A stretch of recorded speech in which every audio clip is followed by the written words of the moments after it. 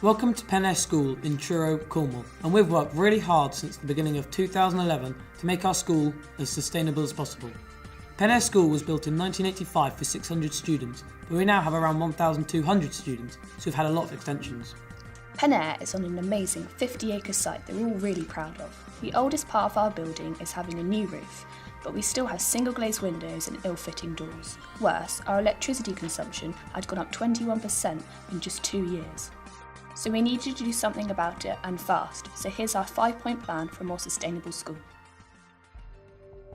At the beginning of 2011, we had tried lots of schemes for recycling, and we were growing our own salad and veg, but nothing had really stuck. So we joined Eco Schools and started using their framework. We did an initial review and wrote our first action plan. Nothing too ambitious, but it was a start. Then we went to the Greeners Global Conference at the Eden Project and had our eyes well and truly opened by all the amazing projects other schools were doing around the world. We hosted some Chinese students who recycling really put us to shame. Their teachers just shrugged their shoulders and said, "But you are very rich and very lazy." It was really embarrassing. That really spurred us into action, and now we have an eco team that meets every Thursday lunchtime. Each tutor group has an eco rep, so all students get a voice. Ours was a paper collection. Each tutor group used to empty waste paper into a huge bin, but it was way over the other side of the car park and people often forgot to empty the bags. It was just a hassle. We have Year 8 ambassadors who help the receptionist at the school entrance, but they often have spare time, so we got hold of some new red bags, put them in every classroom, and now the ambassadors empty them every day. They put them outside the boiler room and our premises team shred it with the other rubbish at the end of the day. This system works really well and is a great example of our ethos. Lots of people doing small things makes a big difference. We realised we could solve a lot more problems this way, so we started talking to everyone: the school council, school management, governors and school assemblies. We met the finance team, the premises team, the IT technicians, the kitchen team, and lots of little issues got ironed out. We started getting to grips with our energy bill too, and one project was upgrading the air conditioning in our server room.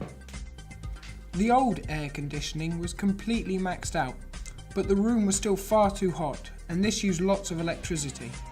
So we worked with the IT technicians and made some calculations based on the savings we could make with more efficient units, and used money from Salix to finance it.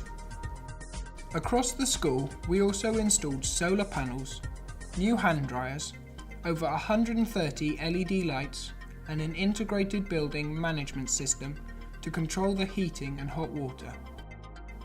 In a year, we made an incredible 13.5% cut in our electricity consumption. Now that's a big difference.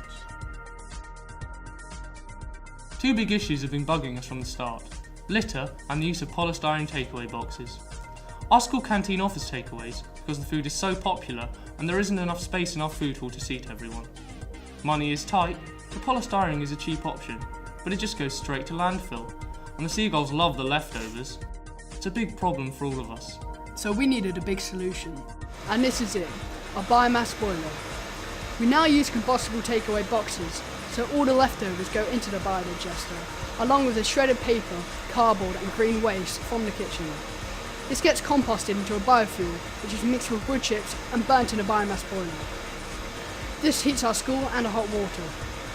We used to pay a lot of money to burn gas. Now we get paid to burn our own composted biofuel.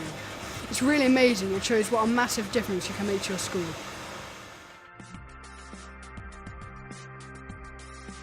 As you can see, we're really excited about what we've done. We talked to Greg Parker, MP, the Minister of State for Climate Change and Energy, about some of the issues we're passionate about. We are very fortunate enough to get a biomass boiler for our school, but we were wondering how other academies would get the funding. Good question. It's for exactly that reason that I've just launched a new fund with Michael Gove. As you all know, before you do any of those things, the most important thing is to make the school more energy efficient. And we hosted a sustainability conference for 5 of our local primary schools to build a legacy for future generations of Penair students. Today is our inaugural sustainability conference. We invited our partner primary schools because we know we're all doing lots of good things to try and make our schools a bit greener, but we wanted to get together and share those ideas. We are also really looking forward to Green is Global 2014. We are not so lazy now. And now you can do all of this too.